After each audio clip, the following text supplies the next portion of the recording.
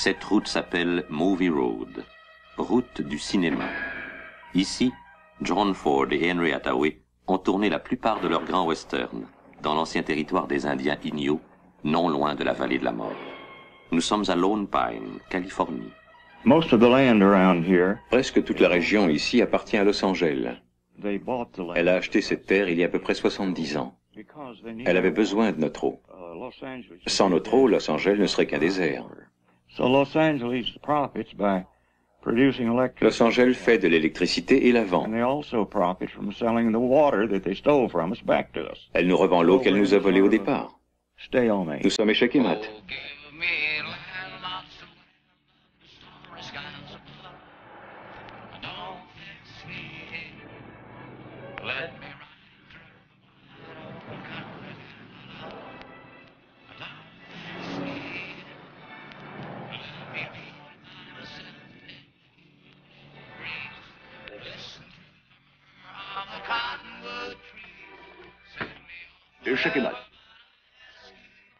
Eh ben, mon petit salaud.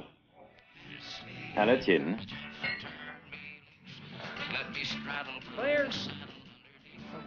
Players, please take your seats. This is it for the money. $50,000 in prizes. 31 mars 1981, 13 heures. Le tournoi international Louis D. Statham commence avec le départ des horloges.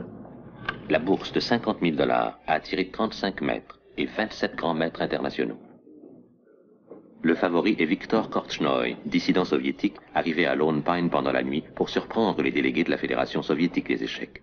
Celle-ci boycotte tous les tournois où participe Korchnoi depuis sa défection. Il y a 2 ans, Korchnoi avait annoncé sa participation à l'avance. Les soviétiques avaient eu le temps de se retirer élégamment. Mais aujourd'hui, Romanichin et Yusupov sont pris au piège. Il faut jouer ou perdre la face. Moscou leur dit de jouer. Pour Viktor Korchnoi, joueur maudit, il n'y aura donc pas de boycott à Lone Pine. Mais sa femme et son fils sont toujours en URSS. Les autorités viennent encore de leur refuser un visa de sortie. Korchnoi a 2 visages.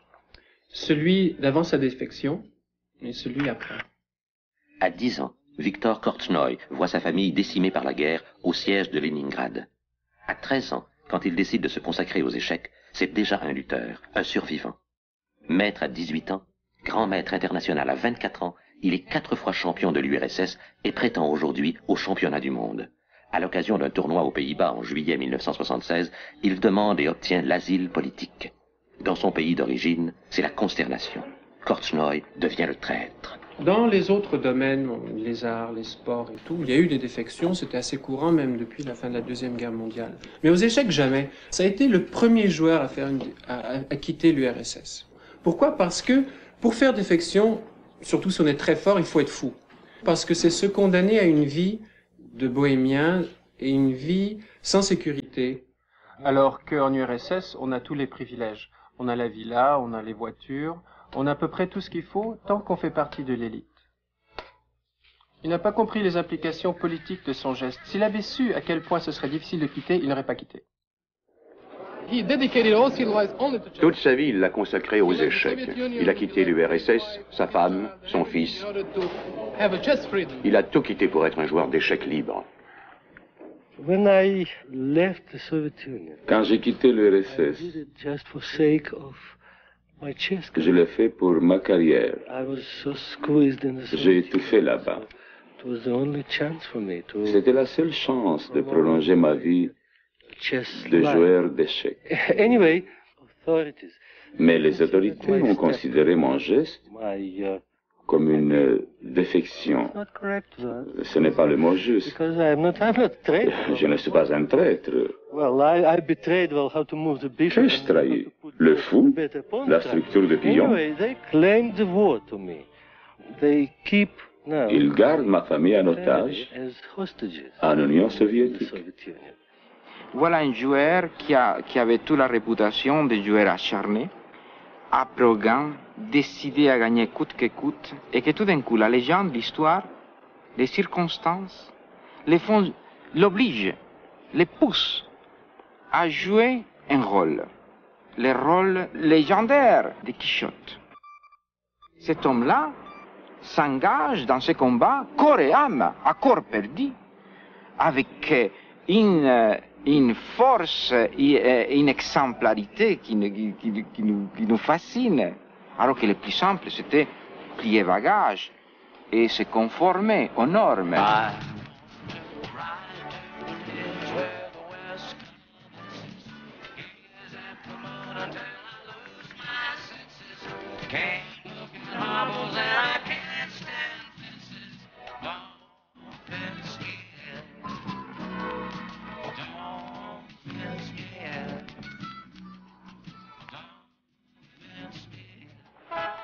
Amsterdam, siège de la Fédération internationale des échecs. C'est ici que, en juillet 1976, après avoir remporté le tournoi annuel IBM, Korchnoi se présente à un poste de police, demande l'asile politique et l'obtient.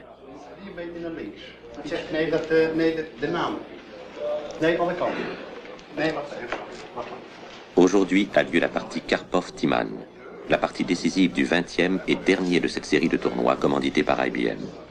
Les principaux vainqueurs des années précédentes ont tous été invités, sauf Korchnoi.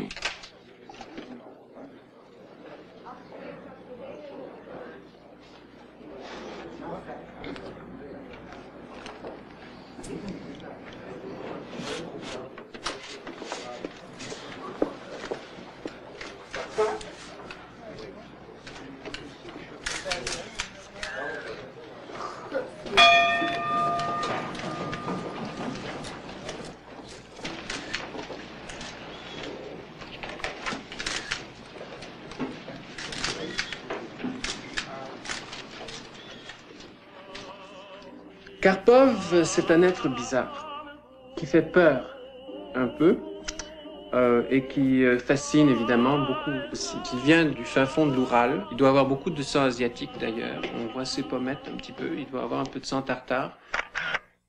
Fils d'un ouvrier de l'Oural, Anatoly Karpov apprend les échecs à 4 ans. Maître à 15 ans, grand maître international à 19 ans, après avoir remporté le championnat junior du monde. Moi, je l'ai vu la première fois en 71. Ce n'était qu'un grand maître prometteur, un jeune grand maître prometteur, mais il promettait déjà plus que les autres. C'était au cours d'une Olympiade à Porto Rico et par hasard, l'équipe canadienne et l'équipe soviétique étaient allées à une plage nager ensemble. Et je l'ai vu en maillot de bain. Il était d'une maigreur absolument cadavérique. On voyait ses veines, on voyait son cœur pratiquement à travers sa peau. Et tout le monde disait... Oh, il deviendra jamais champion du monde, c'est pas possible qu'avec un corps pareil, une tête énorme, parce que sa tête paraissait énorme à côté, il y en a qui l'appelaient presque un fœtus, et c'est pas possible qu'il devienne champion du monde, sa santé va craquer. Et sa maigreur était trompeuse, c'est une maigreur de fer.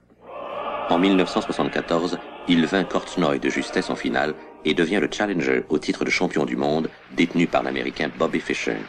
Fischer refuse de défendre son titre et Karpov est couronné champion du monde par la Fédération internationale des échecs en 1975. Grâce à une autre victoire contre Korchnoi aux Philippines en 1978, il conserve à la fois son titre et son statut de héros national. C'est un ennemi, pendant la partie. Mais à part ça, c'est pas une vilaine personne. Moi, je suis un Espagnol anarchiste qui a eu ses parents. Mon père a été assassiné par Franco. Je connais le fascisme, je connais le totalitarisme. Et pour moi, Karpov représente tout ce que j'ai hais. C'est-à-dire représente les gens qui ont tué mon père. Je représente le totalitarisme, représente la terreur d'État. Et moi, je ne peux pas m'empêcher d'avoir une tendresse infinie pour ces joueurs. Je les trouve fragiles. C'est un martien, mais un martien très humain et au fond très vulnérable. Timan mène le tournoi par un demi-point. Pour finir premier, Karpov doit le battre. Il vient de sacrifier un fou pour intensifier son attaque. J'ai assisté à des choses extraordinaires, à Linares.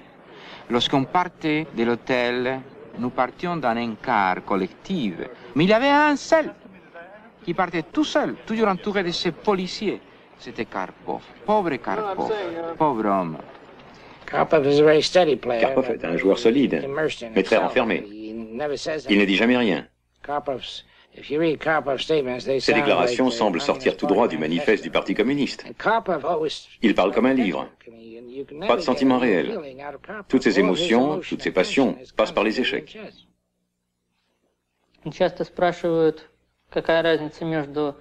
On me demande souvent quelle est la différence entre un fort grand maître et un champion du monde.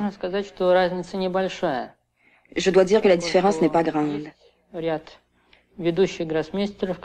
a tout un groupe de forts grands maîtres qui font partie de l'élite.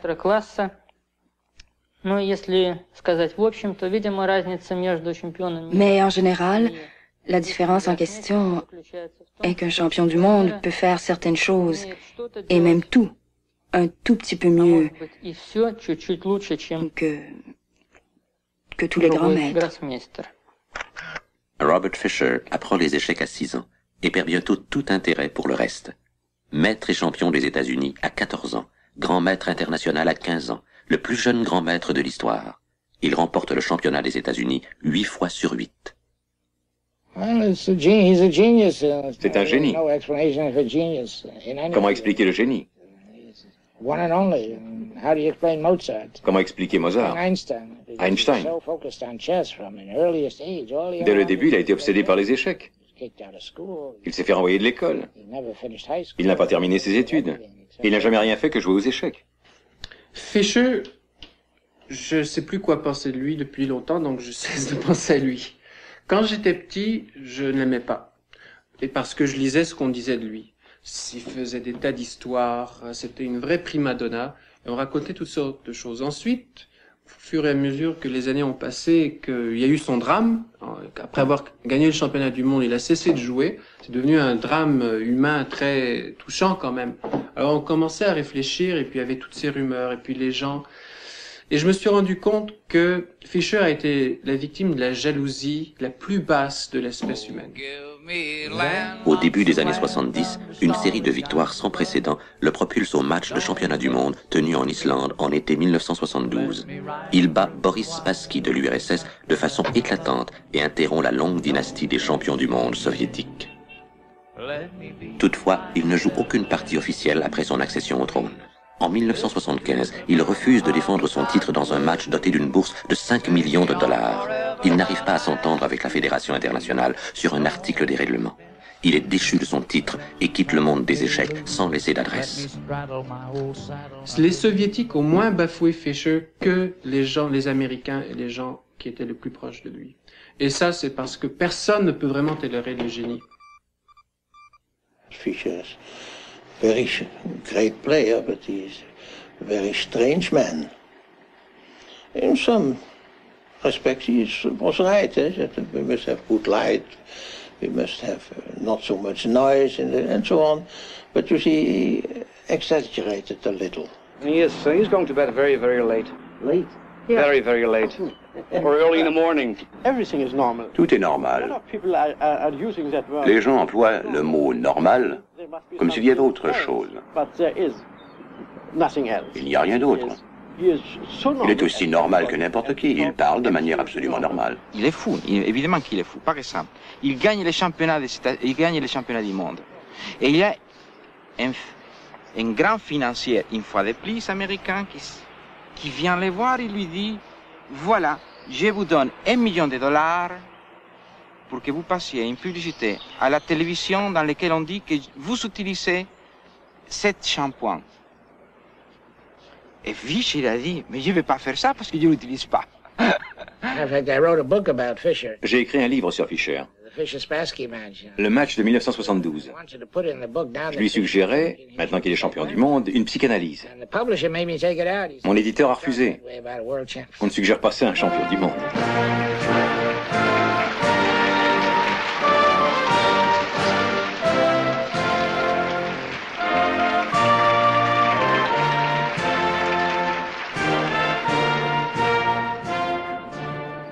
Parallèlement, ce qui est extraordinaire, c'est qu'on a dit que cet homme-là était intéressé par l'argent. Comme vous voulez qu'un mystique, un homme qui ne pense qu'à Dieu, puisse s'intéresser à l'argent. Il ne s'intéresse à l'argent que comme véhicule de dignité. Il est extraordinaire. Avez-vous réussi à mettre la main sur Fischer, Allen Pine? Que dit Spassky? Spassky a dit, avant son match de 72, il joue comme un enfant. Et quand on regarde sa personnalité, c'est vrai, on le voit sur film, il parle comme un enfant. C'est-à-dire qu'il a de la naïveté et il est direct comme un enfant. Il a cette sorte de pureté, mais aussi cette incapacité de s'adapter à la réalité, soi-disant, aux gens. Bobby, je voudrais bavarder un peu avec vous. Est-ce que c'est bien d'être si célèbre? Ah oui, c'est pas mal.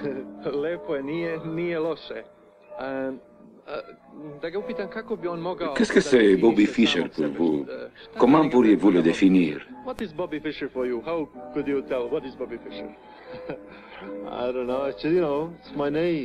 Je sais pas, vous savez, c'est mon nom. À quoi vous intéressez-vous à part les échecs?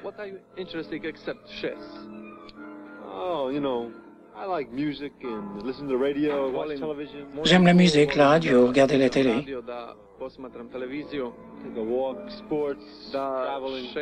Marcher, les sports, les voyages. Faire mon numéro, quoi.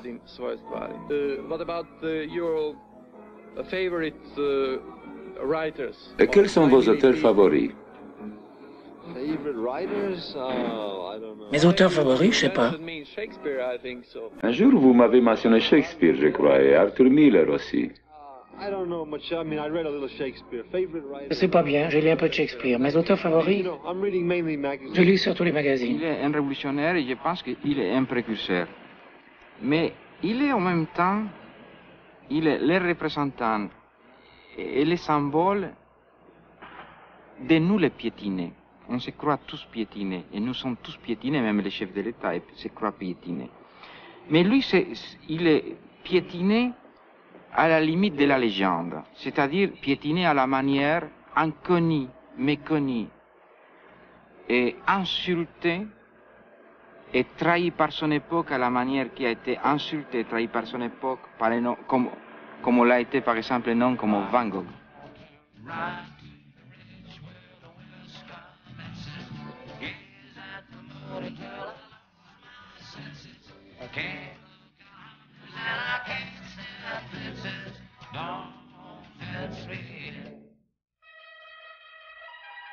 La plaine où les héros s'affrontent aux échecs s'appelle l'échiquier. C'est un monde noir et blanc, mais haut en couleur. Yin-yang, plus, moins, bon, méchant. Cette pièce s'appelle le pion, c'est-à-dire fantassin, soldat à pied. En allemand, il s'appelle paysan. En anglais, pawn. Dans toutes les langues, il désigne un pauvre, un faible. C'est pourquoi il est le plus nombreux sur l'échiquier. Il avance d'un pas ou deux à la fois, mais ne recule jamais. Le cavalier détient un privilège unique, sauter par-dessus les obstacles. Les Anglais l'appellent knight. Les Allemands, plus précis, en ont fait un Springer, c'est-à-dire un sauteur. Le fou, qui se déplace toujours en diagonale, est, pour les Anglais, un évêque, pour les Allemands, un coureur, et, pour les Espagnols, un éléphant.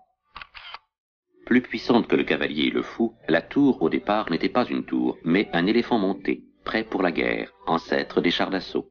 Elle marche en ligne droite dans toutes les directions avec une géométrie parfaite. La reine, après la Révolution française, devient la dame, mais les Anglais l'appellent toujours Queen. À l'origine, en Inde, en Perse et en Arabie, elle était mâle et faible. Elle change de sexe au Moyen-Âge en Europe et devient la pièce la plus forte sur l'échiquier. I fear the Queen is powerless now. Queen is never powerless. For example.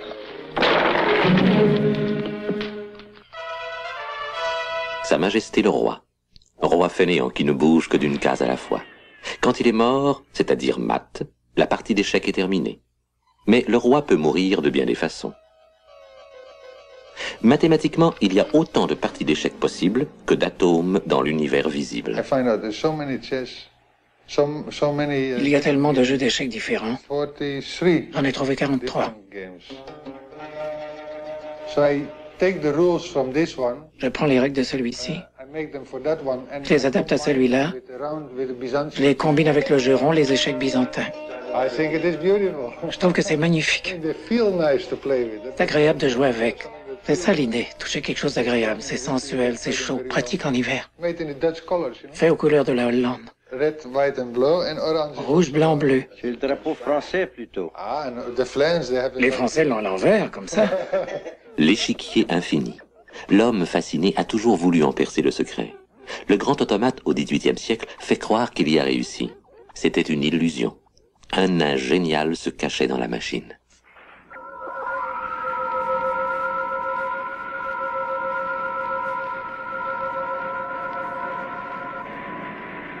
Aujourd'hui, il y a encore un nain génial qui se cache. C'est le microprocesseur. Il bat déjà les meilleurs joueurs de backgammon, est déjà champion du monde aux dames et a décidé de battre l'homme aux échecs. King's pawn to king 4.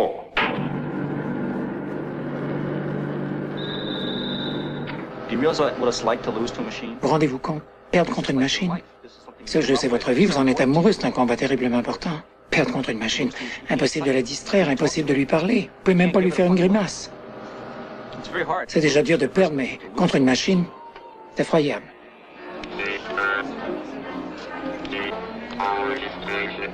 Le meilleur programme d'échecs au monde s'appelle Bell. C'est le programme de Ken Thompson et Joe Condon des laboratoires Bell à Murray Hill, New Jersey. La machine ne s'affole pas quand elle perd. Elle ne panique pas, son jeu ne se détériore pas. Sa force reste la même. Mais elle a un petit point faible. Elle a un livre d'ouverture. Des coups programmés d'avance. Après, elle doit commencer à réfléchir. C'est comme si elle se réveillait, disons, 10e coup. Elle voit la position pour la première fois. Jusque-là, elle jouait des coups automatiques. Elle ouvre les yeux, regarde la position et se dit « Mon Dieu, j'ai un pion de moins !» Dans le passé, les ordinateurs procédaient par étapes. Ils faisaient ça, puis ça, puis ça. Les ordinateurs d'aujourd'hui et ceux de demain feront beaucoup de choses parallèlement, tout comme l'esprit humain. Là, elle examine 120 à 130 000 positions à la seconde. Ça fait beaucoup de positions. Les échecs sont une forme d'intelligence et je crois qu'elle est basée sur la mémoire visuelle. L'enfant prodige Reshevsky, celui qui jouait déjà des simultanés à l'âge de 6-7 ans, avait été examiné par un psychologue en 1921. Et dans beaucoup de tests, il était inférieur à un enfant de son âge. Mais par contre, dans tous les tests de mémoire visuelle, il était non seulement supérieur aux enfants de son âge, mais il était supérieur aux résultats que tous les adultes avaient atteints. Vous avez vu la guerre des étoiles? Il est question d'une force. C'est pareil aux échecs. Vous sentez quand la force est avec vous, quand elle travaille pour vous. Mais vous savez aussi quand vous ne l'avez pas. Dans ce cas, vous évitez les positions tactiques. Vous recherchez des positions simples, car vous savez que pris dans une position compliquée, vous vous en sortirez pas. Voilà bien le genre de conneries qu'on a laissé de côté quand on a construit notre ordinateur. Au début, en Inde, voilà environ 13 siècles, les échecs se jouent à 4, aux 4 coins de l'échiquier, avec des dés. C'était le chaturanga.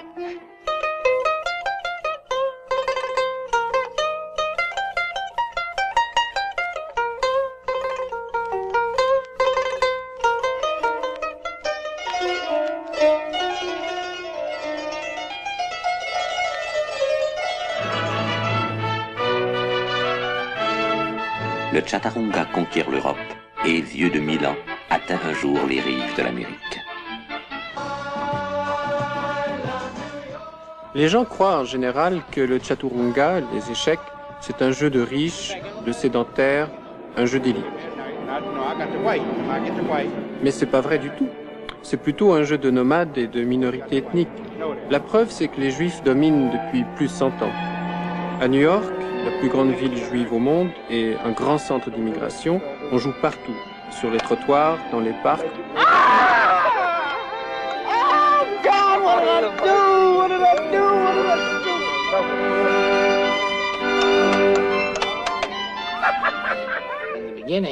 Au début, c'était de vrais duels. On vous coupait un doigt. On vous mettait même à mort si vous perdiez. Why do you want to do this to me? Les joueurs américains, à part Morphy, viennent tous du même coin.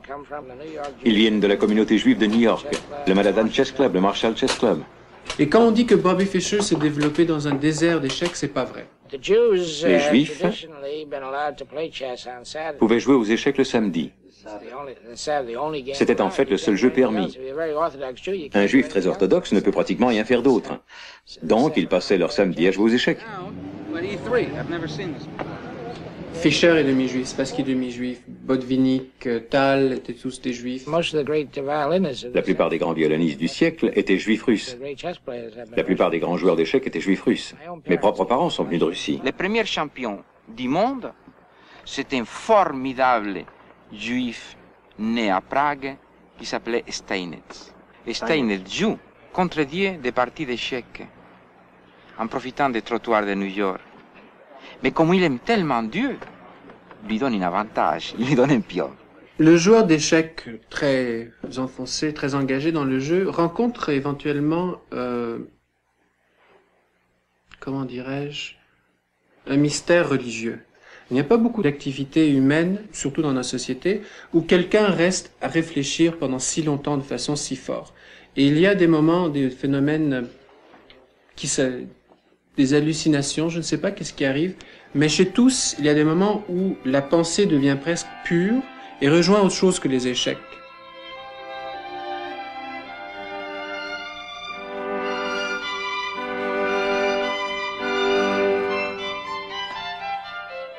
On dirait que la marche, la constellation des pièces, les lois qui régissent le jeu ont des correspondances avec des lois plus grandes, des lois qui régissent l'univers, que ce sont des manifestations dans un monde plus petit de ce qui est en train d'arriver ailleurs, même dans leur esprit. Le grand problème de Karpov à Baguio, c'était le moment dans lequel Korchnoi se fait aider par la Ananda Marga. Ananda Marga, secte religieuse de l'Inde, accusée de terrorisme. C'est-à-dire lui, le communiste, avec l'aide du diable, son rival avec l'aide de Dieu. Vladimir Zoukhar, psychologue hypnotiseur, dont le regard fixe était censé déranger Korchnoi. On n'arrive pas à croire qu'un homme puisse avoir une intervention spirituelle sur le jeu. Mais Karpov croit en ça, et son équipe croit en ça. Alors, c'est pas fascinant. C'est pas fascinant qu'on a construit cet monument pharaonique qui est le marxisme et le léninisme. Et tout d'un coup, là, en dessous, il y a une petite souris qui est en train de tout bouffer.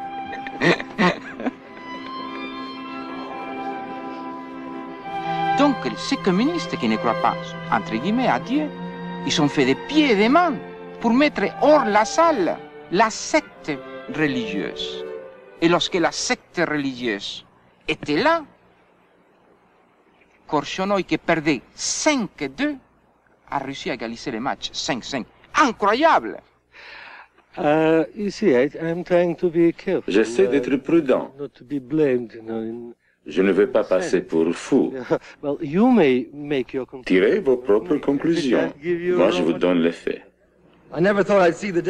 J'aurais jamais cru voir le jour où les échecs feraient la manchette de nos journaux et seraient réduits à un tout petit paragraphe dans la Pravda. Un peu de ma faute. Ça dépend qui gagne. Merci.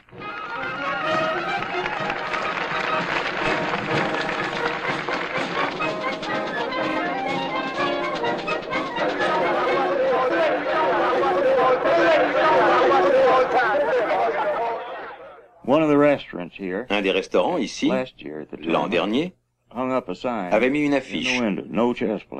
Interdit aux joueurs d'échecs. Il y a de très fortes analogies entre le destin de Morphy et le destin de Fischer. Tous les deux sont américains. Tous les deux ont eu une carrière météorique. Même si celle de Fischer a duré plus longtemps, celle de Morphy a duré seulement 2 ans, de 1858 à 60. Il a été absolument adulé par les foules américaines à son retour d'un voyage triomphal en Europe. Les Français ne pouvaient pas prononcer Murphy, ils disaient Morphy. À son retour de ce fameux voyage, on lui a fait un énorme banquet à New York, un banquet d'honneur, et le président s'est levé puis a parlé, a fait l'éloge des échecs comme une belle profession. Et là, Morphy, en rage, se lève et a insulté le président, lui disant « Je ne suis pas un joueur professionnel, je ne veux jamais être considéré comme tel », puis il est parti en claquant la porte. Il n'a plus jamais joué par la suite. Il a lancé un défi au monde. Il a dit « Je donne les blancs et un pion à n'importe qui ». Personne n'a osé relever le défi. Il est retourné à la Nouvelle-Orléans, puis il est devenu plus ou moins fou par la suite. Son ambition, c'était de devenir un grand avocat, mais il ne pouvait pas parce que tout le monde le traitait comme un joueur d'échecs. Alors, si bien que même sa fiancée, la femme qu'il aimait, ne l'a pas épousé parce qu'elle disait « Je ne veux pas épouser un joueur d'échecs ».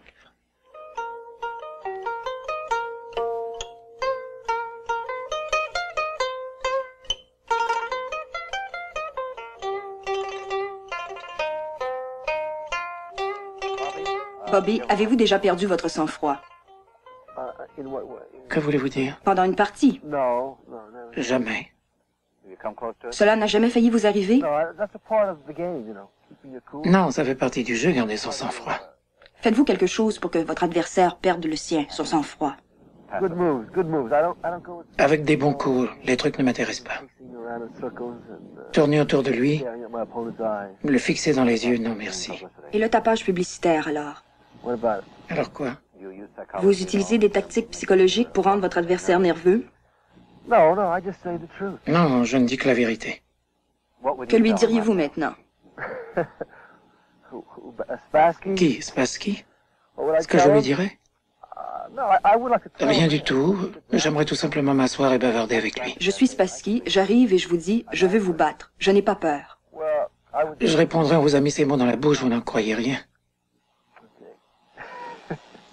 C'est un miracle que le match mondial de Reykjavik ait lieu en 1972. 7 mois de négociations entre Spassky et Fischer n'aboutissent à rien.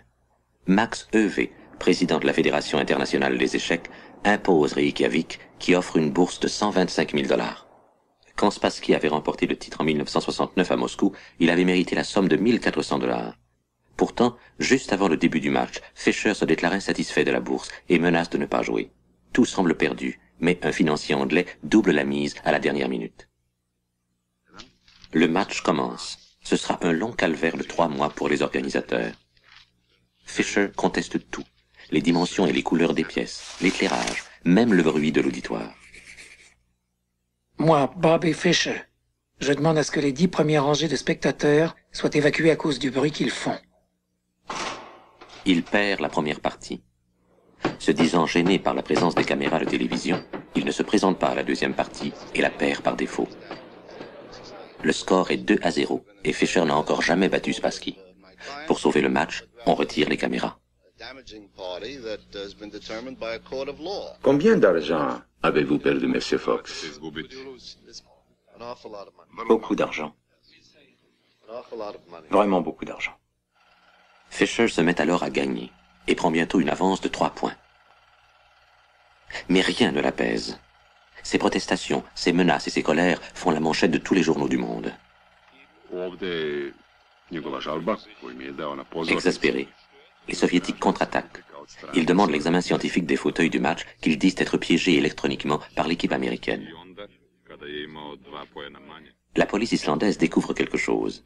2 mouches mortes dans le fauteuil de Spassky.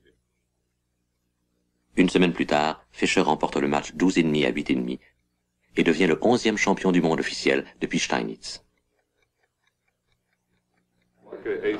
Go here and play this. Oh, wait a minute. He wants to play with the C-pole.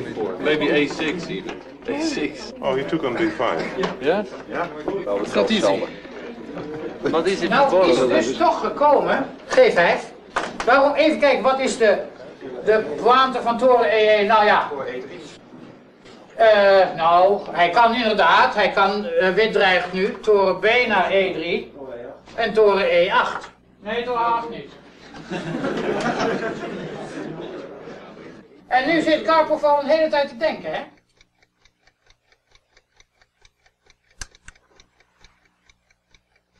Est très difficile d'être l'épouse, la maîtresse, l'ami ou l'ami d'un joueur d'échecs, puisque c'est un jeu qui dévore la vie. La partie dure 5 heures, mais la préparation de la partie dure la matinée, l'analyse si la partie ne parle pas, si la partie est ajournée, dure la soirée. Donc, qui peut se permettre ce luxe? Quelque chose dans la psychologie de l'homme le pousse vers les échecs, comme vers toute forme de combat. Les femmes font du sport, mais bien moins que les hommes. Il y a des raisons d'ordre physique, d'ordre psychologique. Physiologically inferior for chess? What physiologically inferior about me? The hemisphere that controls mathematical and spatial relationship abilities is developed more highly in the male than the female due to hormones. That's simply a fact. You can't argue with that. Well, the woman wants a man. She wants some love. La femme veut un homme, de l'amour. She wants the man to admire her and to love Elle her. veut être aimée, admirée, choyée. Elle n'y parviendra pas en devenant un grand joueur d'échecs. It is Bohemian life, you know. C'est une vie de bohémien. Je viens de Tchécoslovaquie. Ça s'appelait la Bohème avant. J'ai perdu ma vie aux échecs, mais c'est pas grave. Regardez ceci, par exemple. Ma partie avec Polugaevski, j'ai joué un coup si beau. Tout Amsterdam en parlait. C'est une sorte d'intuition. Vous cherchez la solution, elle est là. Vous regardez la position, vous vous dites, il doit bien y avoir quelque chose et les gens veulent que vous trouviez. Je m'intéresse surtout à la beauté aux échecs. J'adore voir un coup brillant. Les gens dans les tournois me préviennent toujours s'il y a un coup brillant. Comme un sacrifice de dame, je me précipite vers cette partie. Qu'est-ce que c'est le sacrifice? C'est quand ce cavalier meurt, il meurt pour le bien de la collectivité. C'est le miracle dans la partie d'échecs. C'est quelque chose de miraculeux parce que c'est ce qui sort du quotidien, de la logique apparente. Le but du jeu, c'est de gagner beaucoup de pièces pour pouvoir finalement mater le roi. Or, le sacrifice, il fait l'inverse. Il donne des pièces. Alors, il y a le côté paradoxal. On dit, c'est fou. C'est fou de donner mon deuxième cavalier au lieu de retirer le mien. Tout est devenu clair pour moi après la partie. Ici, devant cet échiquier. J'ai presque tout vu pendant la partie, mais j'ai mal joué la suite. Dommage, cette partie serait restée célèbre. On la rejouerait encore dans 100 ans. Quel malheur. L'ordinateur gagnerait maintenant, mais l'ordinateur n'aurait jamais trouvé cette idée. Cavalier D7, cavalier D7. Non, il n'y a rien d'autre à faire, tu comprends? Quand Karpov et Timan sont en train, après la partie, ils ont fait nul, ils sont en train d'analyser ce qui est arrivé. Tout semble très civilisé, chacun cherche la vérité. Quel était le meilleur coup dans telle position? Apparemment. Mais en fait, ce qu'ils sont aussi en train de faire surtout, c'est d'essayer de voir le mode de raisonnement de l'autre pendant la partie. Comment il a jugé telle position à tel moment? Parce qu'ils sont en train de s'épier l'un l'autre. Ils veulent avoir plus de renseignements sur la façon dont ils raisonnent pendant la partie. Alors c'est encore une fois, même quand la partie est apparemment terminée, la rivalité ne l'est jamais.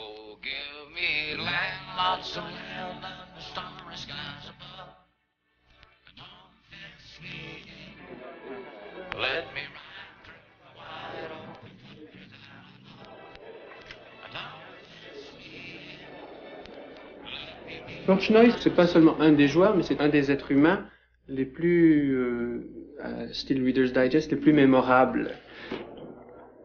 Quand je l'ai vu pour la première fois, c'était à Buenos Aires. Je ne lui ai pas parlé, mais même dans sa présence physique, il émanait de lui une telle force. On aurait dit un boxeur qui, quand il parlait aux autres, même si c'était pour dire passez-moi le sel, on dirait qu'il leur donnait un coup de poing. C'est notre 11e tournoi. Je ne sais toujours pas jouer aux échecs. It's been a lot of fun for me. And we've certainly had some great chess players here. 27 grandmasters playing. 2 more on the sidelines. The winner, the only Victor Korchnoi.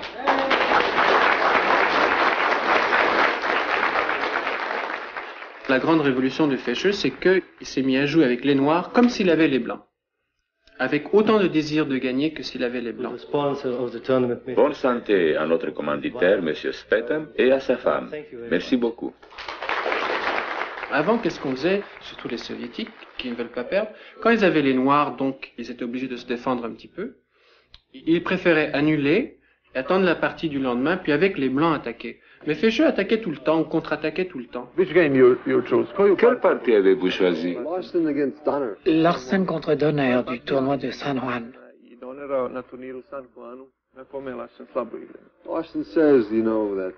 Larsen dit on peut faire beaucoup de choses aux échecs, pas obligé de suivre les sentiers battus. Bobby Fischer joue Bobby Fischer. Comme Mozart, comme Beethoven, il a son propre style. Je crois que Donner ne trouve pas le bon plan. Il joue cavalier H5 afin de jouer F5, mais ce n'est bon que si le centre est bloqué comme ça. Fischer jouait, à mon avis, un style scientifique. Il était partisan de l'action. Il croyait que seul le mouvement, l'action des pièces peut donner des résultats. Mais Karpov croit, et c'est vrai aussi, que parfois les échecs statiques l'emportent sur les échecs dynamiques. Moi, je crois qu'en fin de compte, les échecs dynamiques gagnent. Pour moi, c'est le chemin de la vérité. Maintenant, Larsen joue un coup subtil. Cavalier A3. Inhabituel, oui. Son cavalier va là et contrôle toutes ces cases importantes. Les gens croient que vous connaissez des centaines de parties par cœur. C'est fou, j'en connais presque pas. Fischer était brave. Il donnait des chances à ses adversaires. Ce n'était pas vraiment des chances. Il voyait toujours un coup plus loin. Sa dernière partie contre Spassky, une des plus grandes de l'histoire. Il avait une combinaison stratégique profonde de 10 coups. Personne n'élabore pareille combinaison. Il avait tout prévu à l'avance. Mais hélas, il n'a pas persévéré. Fischer, on le sait, est le plus grand joueur de l'histoire. Va-t-il se remettre à jouer? C'est bien difficile à dire. Plus le temps passe, plus c'est difficile pour lui de revenir.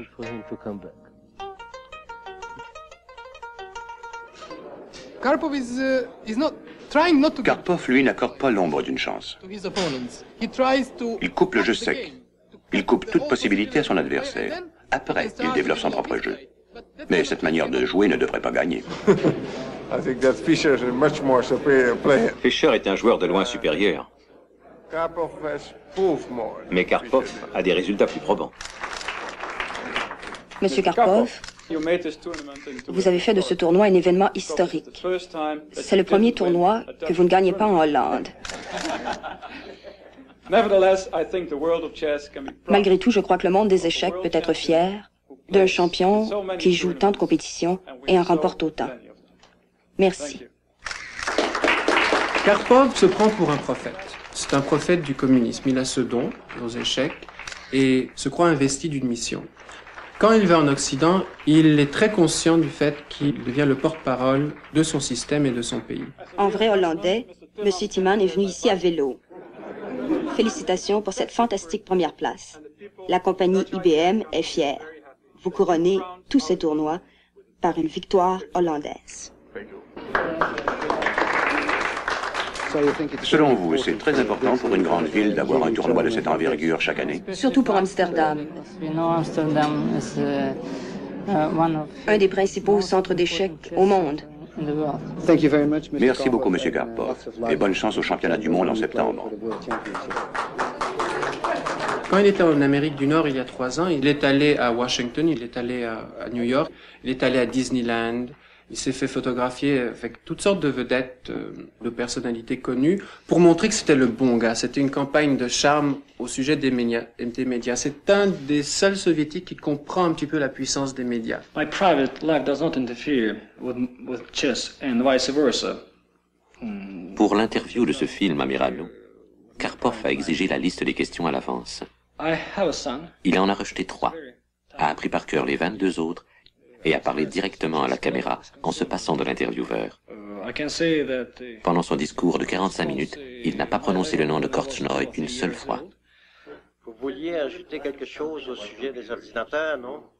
Non, non. Non, non, ok. No, I finished. J'ai terminé là-dessus. Ah bon, vous avez quand même quelque chose à ajouter. But this is the last question.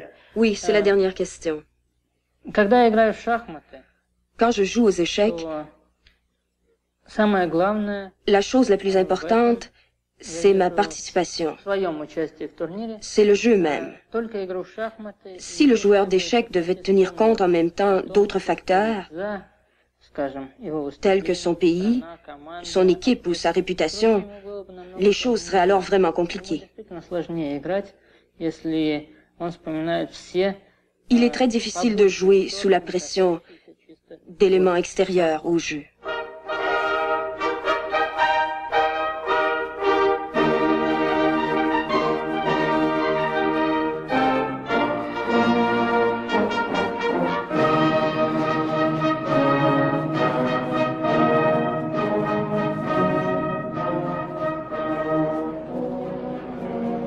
Les cérémonies d'ouverture du championnat du monde. Karpov et Korchnoi vont tirer au sort qui aura l'avantage des Blancs dans la première partie.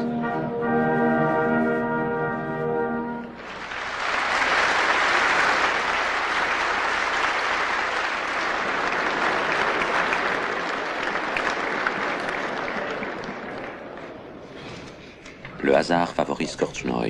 Il aura les Blancs.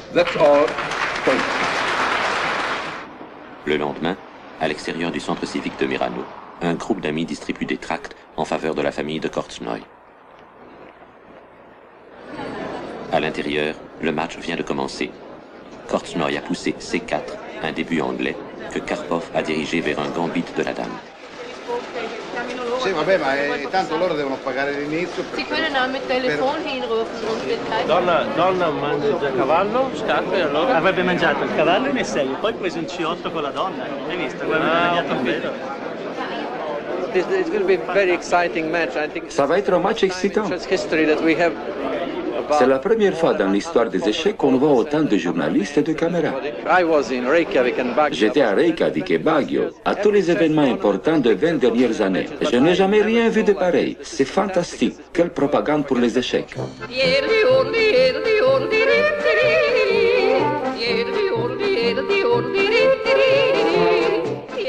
Le championnat du monde a lieu au Paradis, un paradis d'opérette, dans le Tyrol du Sud, en Italie.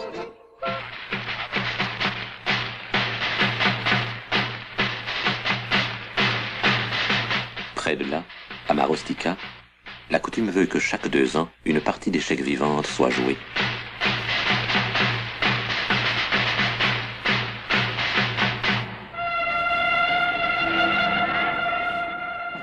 Oh, je crois qu'il y a quelque chose de passionnant dans le jeu d'échecs. Le jeu d'échecs, sans que les joueurs, sans que nous-mêmes, les amateurs, nous nous rendons compte, épouse parfaitement l'histoire. C'est-à-dire que lorsque les Espagnols faisaient la conquête de l'Amérique, c'était évidemment le moment dans lequel les champions du monde se trouvaient à Madrid.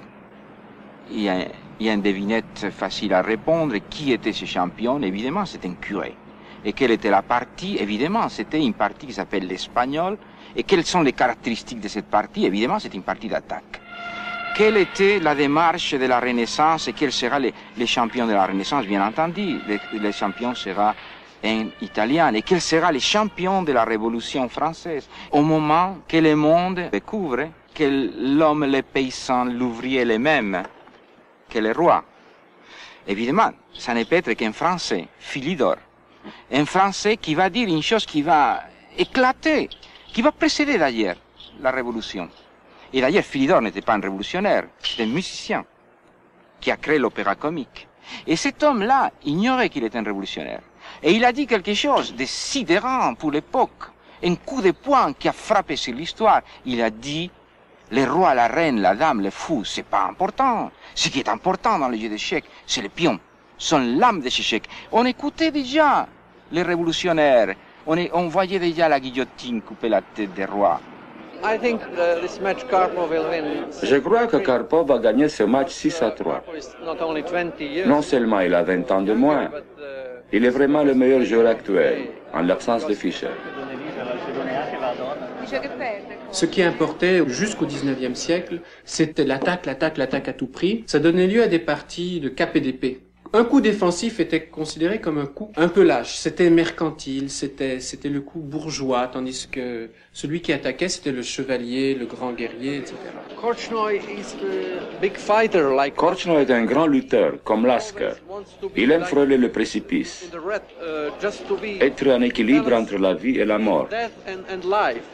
Un joueur très brave, très difficile de jouer comme ça. Korchnoi est plus âgé. C'est sa dernière chance. Jusqu'à Morphy, donc jusqu'à vers 1870, le style, c'était l'époque romantique, l'attaque à tout prix. Par contre, vers la fin du 19e siècle, avec Steinitz et ses disciples, le visage du jeu et de la théorie a complètement changé. On est allé à l'extrême opposé, c'était l'époque de la science, du progrès, la croyance en la perfection éloignée de l'humanité.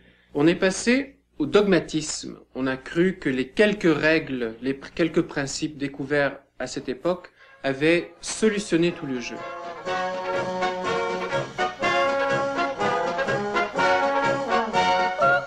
Au début du XXe siècle, on jouait un peu comme on a fait la guerre pendant la Première Guerre mondiale, des tranchées.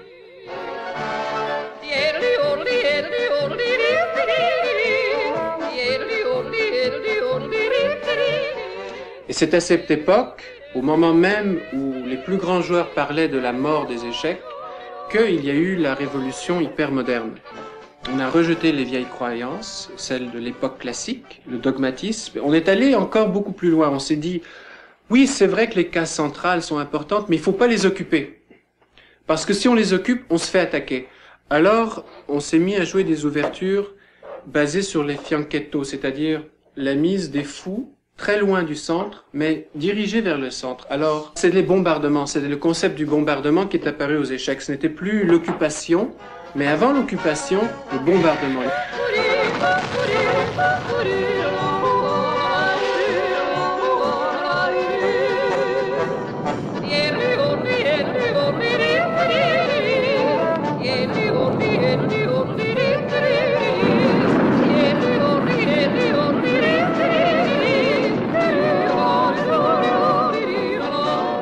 En 1927, Capablanca fait face à Alekhine qui lui avait assimilé les nouvelles idées et à la surprise générale, Alekhine a battu Capablanca. Capablanca, c'est celui qui était appelé la machine des échecs et qui avait dit les échecs sont finis. Karpov a un style très proche de Capablanca et de Fischer. Une machine. J'ai déjà demandé à Fischer, êtes-vous une machine? Et il a répondu. Ils vous appellent machine jusqu'au jour où vous perdez. J'ai parlé à Karpov de son style. Pourquoi jouer si simplement? Il m'a dit la plus belle façon de gagner, c'est la plus simple. Avant d'être champion du monde, il n'avait pas remporté une seule partie contre moi. Une fois champion du monde, j'ai développé un complexe. Je me suis mis à perdre toutes mes parties, c'est incroyable. Par une sorte de respect psychologique. Respect psychologique, pas respect d'échec. T'as plus de talent que Karpov, mais t'as pas une armée qui travaille pour toi. C'est tout à fait normal que je me sente inférieur face à Karpov. J'affronte une énorme machine. Amirano, il est venu avec une équipe extrêmement puissante, avec un bagage incroyable. Il est venu avec une bibliothèque de 7000 livres. Quand il a 20 grands maîtres ou 10 grands maîtres avec lui, son équipe, c'est lui qui les dirige. Il leur dit quoi faire, il leur dit apportez-moi tant de pages d'analyse, mais c'est lui, en fin de compte, qui est responsable de tout. Il vérifie le travail des autres et il les critique très sévèrement pour être sûr de tout couvrir, toutes les situations pendant le match. À Saint-Pétersbourg, en 1914, le tsar Nicolas II décerne le titre de grand maître, jusque-là réservé aux ordres de chevalerie et aux sociétés secrètes, au vainqueur Emmanuel Lasker, le successeur de Steinitz, à Capablanca, Alekhine et Marshall. Voici Marshall au tournoi de Moscou de 1925. Cette fois-ci, le tournoi est tenu sous les auspices du Parti communiste. Lénine, fervent joueur d'échecs, a poursuivi la politique de Nicolas II.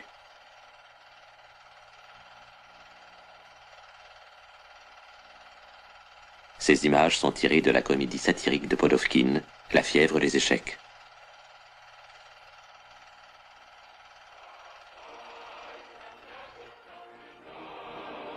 Les joueurs d'échecs de l'époque ont vendu au Parti communiste l'idée de subventionner les échecs en prêchant ses qualités, en exposant les qualités morales du jeu, mais aussi, ça ne coûtait pas cher, parce que les échecs représentaient quelque chose de riche. Tous ces symboles, c'est des symboles de riches. Et aussi, il y avait le fait que la plupart des gens en Union soviétique en 1920 étaient des analphabètes. Et on s'est dit, si on les passionne pour un jeu d'échecs, on va leur donner une motivation pour apprendre à lire et à écrire de façon à pouvoir noter leurs parties, puis apprendre la théorie. Alors ça fait partie de la campagne d'alphabétisation des masses, pour toutes sortes de raisons d'ordre politique et de propagande. Tous les grands joueurs soviétiques ont des gens qui ont passé leur enfance pendant la guerre, qui ont souffert terriblement pendant la Deuxième Guerre mondiale. Korchnoi est à peu près le seul survivant de sa famille. Il a passé par le siège de Leningrad quand il avait, je crois, 12 ans ou 11 ans, et ça a laissé des marques très profondes sur son jeu. Alekhine est devenu un nazi, bien qu'il l'ait démenti, comme tous les collaborateurs. Il a écrit une série d'articles contre les joueurs juifs. Il a séjourné en Allemagne nazie. Un très grand joueur, mais pas très sympathique comme être humain. Tous les autres champions soviétiques ont été des êtres qui se sont accrochés aux échecs au sortir de cette expérience traumatisante qu'était la guerre. Petrosian, pendant la guerre, fouillait les poubelles pour survivre. Alors, cette génération de joueurs soviétiques, dont fait partie Korchnoi beaucoup, il y en a beaucoup d'autres, Spassky, Keller, Kronstein, tout ça, ils sont devenus très forts, pas parce qu'ils étaient seulement soviétiques, mais parce que c'était des gens qui avaient l'instinct de survie, l'instinct de lutte, et qui étaient habitués à une discipline, à une volonté de vaincre féroce. Karpov n'est pas pareil. Karpov, c'est le produit d'une génération ultérieure qui est déjà plus gâtée, qui est plus favorisée. Alors c'est pour ça que Korchnoi méprise Karpov jusqu'à un certain point, parce que pour lui c'est le petit blanc-bec. L'an dernier, Karpov a joué 5 ou 6 tournois très importants. Bien sûr, il a perdu cette partie. 3 fois, il a failli à la tâche. Il n'a même pas obtenu un résultat satisfaisant. Malgré tout, comme il joue toujours contre l'élite, il est en bien meilleure forme que moi. L'attitude psychologique des joueurs soviétiques est complètement différente de celle des autres joueurs. Ils aiment gagner, quel que soit le moyen. Et ils sont conditionnés à gagner, quel que soit le moyen. Les gens aiment gagner. Les Américains surtout. Tous les joueurs actuels ont appris des Soviétiques. D'ailleurs, les Soviétiques disent Bobby Fischer est le meilleur joueur de l'école soviétique. Toute sa vie, il a été seul. Il s'est battu seul contre la formidable organisation soviétique. La fédération américaine était une vraie farce. Un joueur tout seul n'avait pas l'ombre d'une chance. Toute ma carrière aux échecs, la fédération américaine n'a été rien d'autre qu'un organisme fantoche. Elle n'a jamais soutenu les maîtres. Je n'ai jamais reçu un sou. J'ai toujours voyagé partout à mes propres frais. Il vous faut un appui politique. Les Russes ont non seulement l'appui politique, mais ils ne sont même pas libres de renoncer au jeu. Qui dit que les échecs ne sont pas politiques? Bien sûr qu'ils sont politiques. C'est un miracle que Fischer ait battu Spassky à Reykjavik.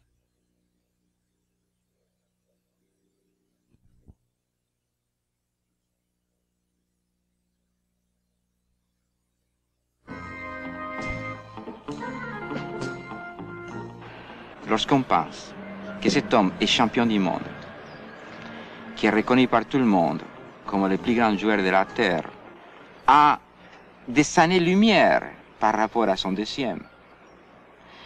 Au zénith de sa victoire, la Fédération soviétique réussit à l'enlever par des paperasses administratives, les titres, pour lui donner à un de ses pions.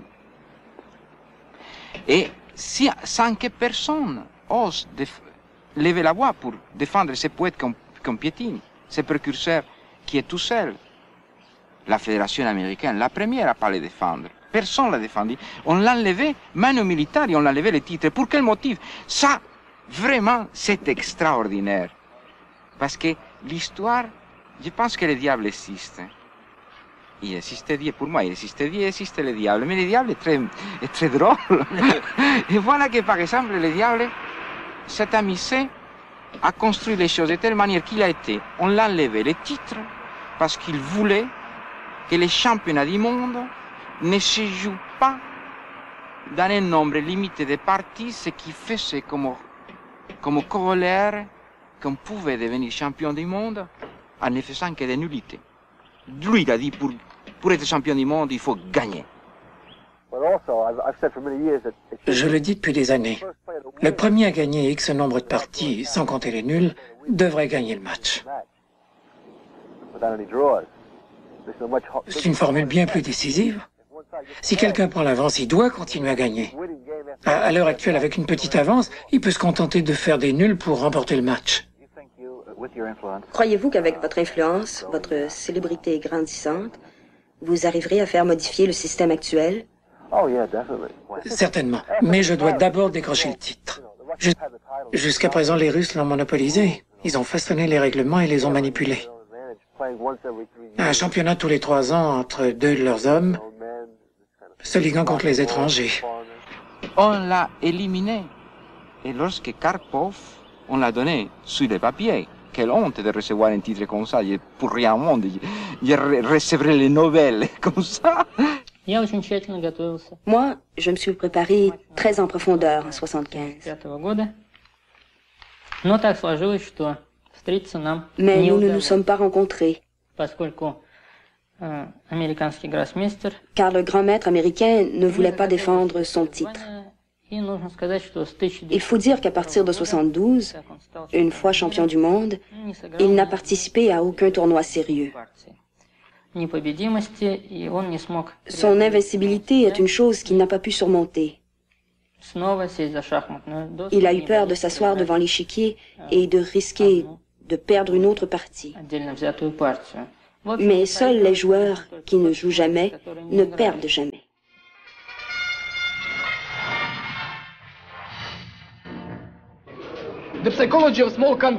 La psychologie des petits pays, c'est de se défendre.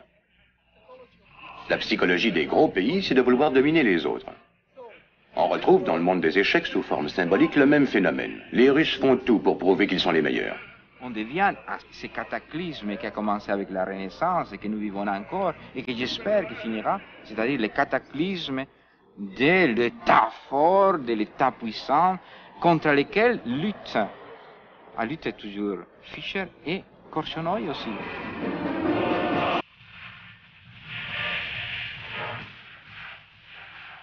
Il est évident que les championnats aujourd'hui, les championnats du monde, étaient obligés qu'ils soient déroulés entre un membre du Parti communiste et un membre de la nomenclature soviétique qui est Karpov, face à un dissident qui est Korchnoi. Mais pour que la filigrane soit encore plus parfaite, sous l'œil des mystiques qui se retiraient à Pasadena, en Californie, et qui regardent de haut, reconnu par tous comme le plus grand Fischer.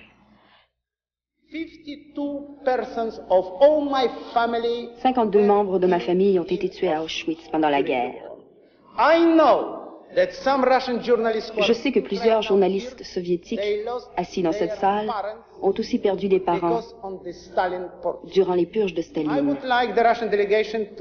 Je voudrais que la délégation russe prenne connaissance de cette lettre de soutien adressée à Viktor Korchnoi par les plus éminents intellectuels russes en exil.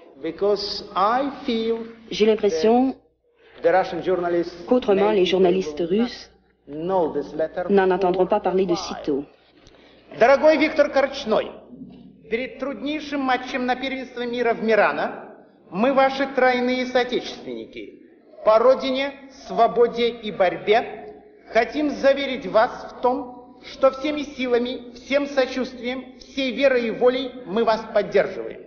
Mrs. Korchnoi is a simple housewife. Madame Korchnoi n'est qu'une simple ménagère. Nothing to do with the politics. Elle n'a rien à voir avec la politique de l'URSS.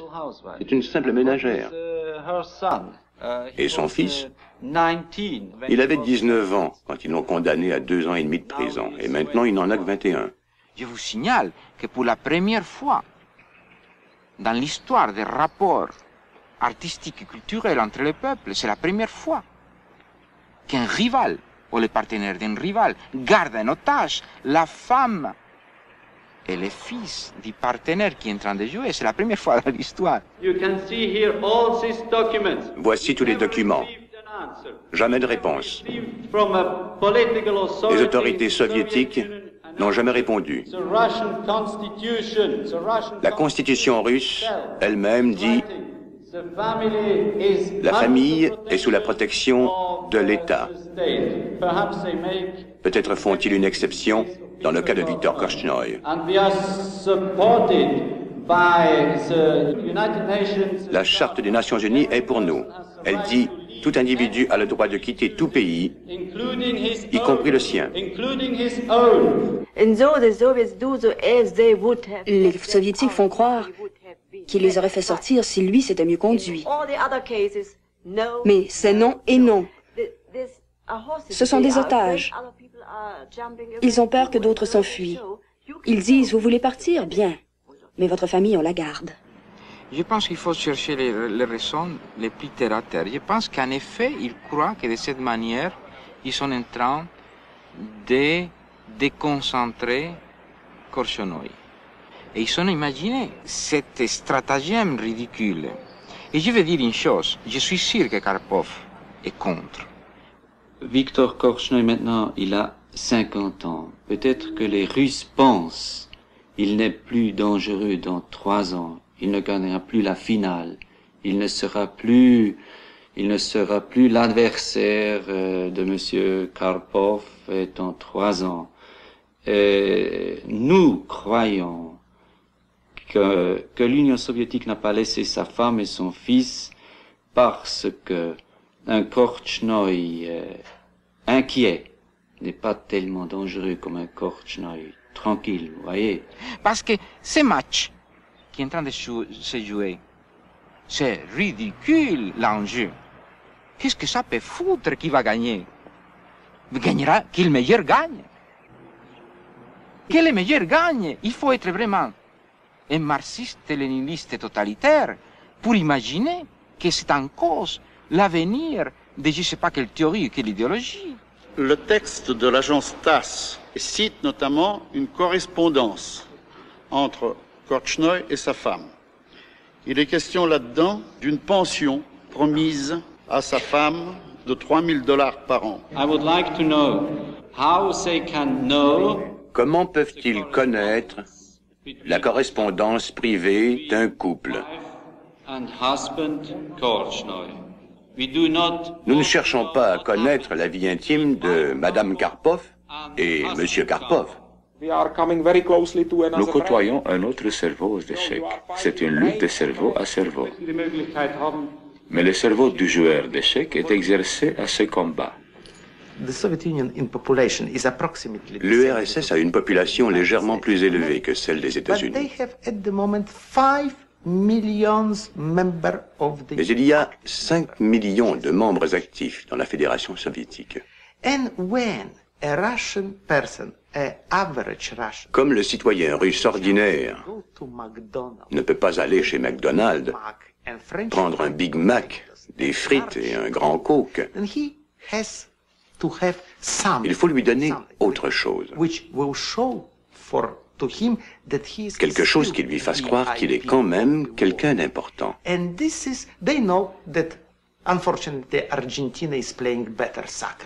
L'Argentine joue un meilleur football, pas moyen.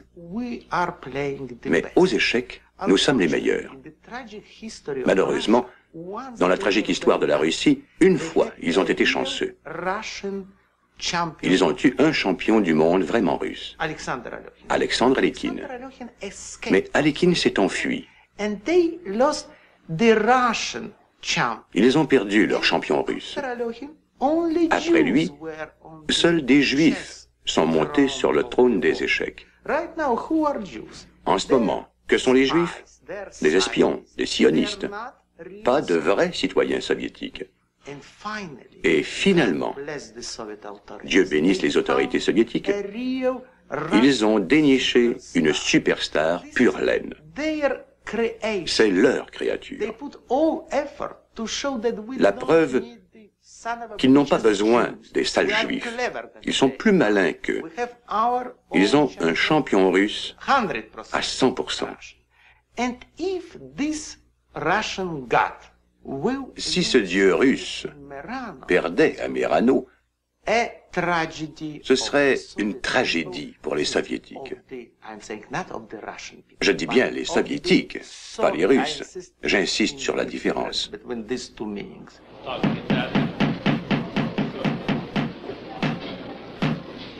Il est en train de se dérouler, comme on dit Kudari, une grande pièce de théâtre. Et voilà que nous sommes tous témoins. Et voilà une pièce de théâtre que les maîtres du Kremlin n'ont pas compris l'enjeu. Ils pensent que l'enjeu c'est la victoire. Mais ce n'est pas l'enjeu. L'enjeu c'est de montrer qui ils sont.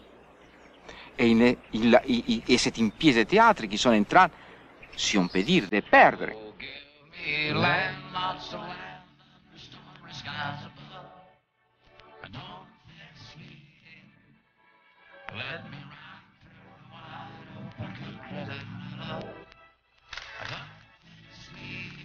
Traditionnellement, au championnat du monde, les deux camps tiennent au moins une conférence de presse commune. Mais cette fois-ci, le désaccord est tel que les adversaires sont d'accord. Ils ne tiendront que des conférences de presse séparées. Baturinsky, comme vous le savez, c'est un homme qui administrait la justice au temps de Staline. Donc c'est un homme qui y a eu des centaines de milliers de victimes qui sont mortes de la faute de Baturinsky. C'est un expert en goulag. Goulag où se trouve le fils de Korchnoi. Et voilà, Karpov, cet homme si désarmé, cet homme si fragile, se voit obligé de se chercher un grand-père. Et ce grand-père, qui c'est ce monstre, qui c'est-à-dire se présente sur l'allure d'un grand-père plein de grâce. Mais Robert Fischer refuse de jouer et en avril 1975, Anatoly Karpov est proclamé champion du monde.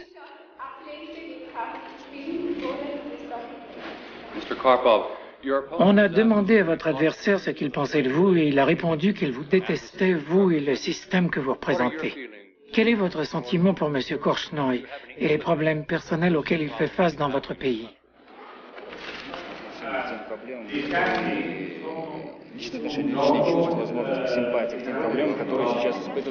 Karpov déteste Korchnoi de toutes ses forces, toute son âme. Mais Karpov est coincé parce que même s'il ne détestait pas Korchnoi, il n'a pas le choix. M. Korchnoi est un rival émérite. Et vu sa victoire dans les finales, je dois l'affronter. Il ne se serre plus la main depuis que Korchnoi a ouvertement critiqué le gouvernement communiste. C'était pendant le match de Baguio. Mais il a attendu son heure. Il se serrait les mains pendant les 6 premières parties. À la 7e, il est arrivé, il s'est assis sans serrer la main de Korchnoi. Et Korchnoi, c'est quand même un homme pour qui les valeurs, certaines symboliques sont encore, les conventions sont importantes. Qu'un jeune homme lui serre la main, c'est très important que s'il a 20 ans de plus. Et quand Karpov est venu et s'est assis, il l'a complètement ignoré. Il était tellement bouleversé de cette gifle qu'il a perdu la partie. Donc Karpov avait décidé de ne pas serrer la main de Korchnoi, mais il ne lui a pas envoyé une lettre lui disant « je ne vous serrai plus la main ». Il l'a fait au très bon moment, ça lui a valu un point très important, le point qui lui a valu le championnat du monde d'ailleurs. Mais je dois dire que les soviétiques sont très fâchés de me voir ici. Et le dernier directeur, Baturinsky, il ne me voit pas. Comme je suis une glace, rien. Il ne me voit pas. Krogius, ici, il ne me voit pas, lui non plus. Comme Baturinsky, je lui demande, est-ce que vous ne voulez pas me dire bonjour? Il dit, toi, dire bonjour? Mais qu'est-ce que c'est? Non, non, non. Ah, ça c'est ridicule. Ivanov un jour joue contre Karpov, et c'est la chance de sa vie. Il va démontrer à Baturinsky, il va lui démontrer que c'est un grand joueur, et qu'il peut jouer à l'étranger. Et il veut jouer à l'étranger, pas pour jouer à l'étranger, mais pour pouvoir partir, avoir le passeport. Et il joue contre Karpov, et au coup 36, Il est en train de dominer, il joue en sicilienne, il joue à l'attaque contre Karpov sans peur, parce qu'il est en train de jouer sa vie. Sa liberté, c'est plus important que sa vie. Et au coup 36, malheureusement, malgré toute son attaque, Karpov a un coup qui peut faire la nulle. Et il tremble parce que lui, il voit qu'il peut faire la nulle. Et ça, adieu voyage, adieu passeport. Et là, Karpov rate son coup. Mais toujours, il veut gagner, hein. C'est pourquoi il a perdu. Tous les Russes le savent qu'au Canada, il a une zone internationale. Alors, lorsqu'il reçoit le passeport, il n'ouvre pas le billet pour ne pas éveiller les soupçons de Baturinsky. Et là, voilà pourquoi il jouait Ivanov. Bien, je vais faire un effort, je vais parler en anglais. The Chess Magazine 64, of which Master Karpov, you are the editor, has published on cover several times the picture of Leonid Brezhnev. Is it an homage to an unknown chess player or an intolerable way of mixing politics with the chess? First question. Second question. Boris Gulko a declared a match Karpov-Korchnoi in the actual situation is an insult for Karpov himself. The sound of the bars of Igor Korchnoi prison will cover the chess war. What is your opinion, Master Karpov?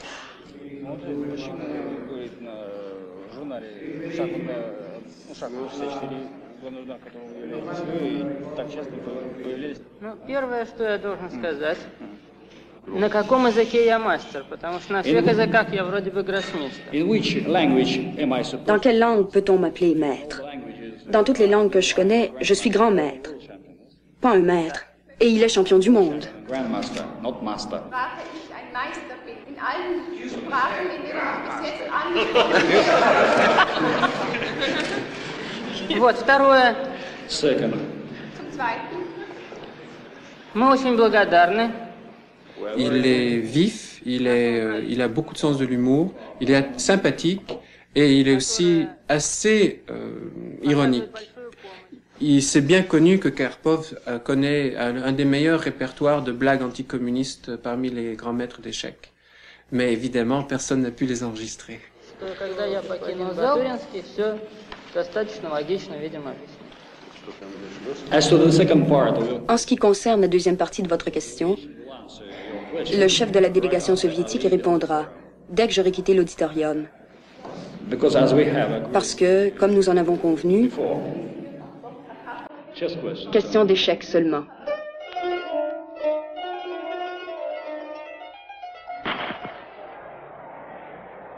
En 1980, après avoir légiféré sur la grosseur des pierres devant servir à lapider les femmes adultères, l'ayatollah Khomeini interdit la pratique diabolique du jeu d'échecs, imitant peut-être sans le savoir plusieurs papes du Moyen-Âge. À la même époque, l'Église catholique durcit ses positions vis-à-vis de l'avortement et vient de choisir comme chef Jean-Paul II, le premier pape à avoir composé et publié des problèmes d'échecs.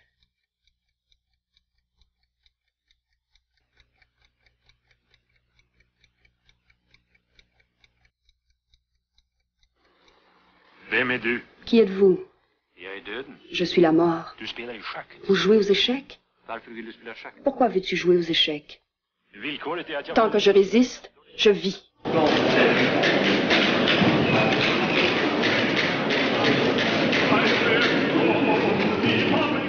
Tutto lei contento, fatto la spagnola.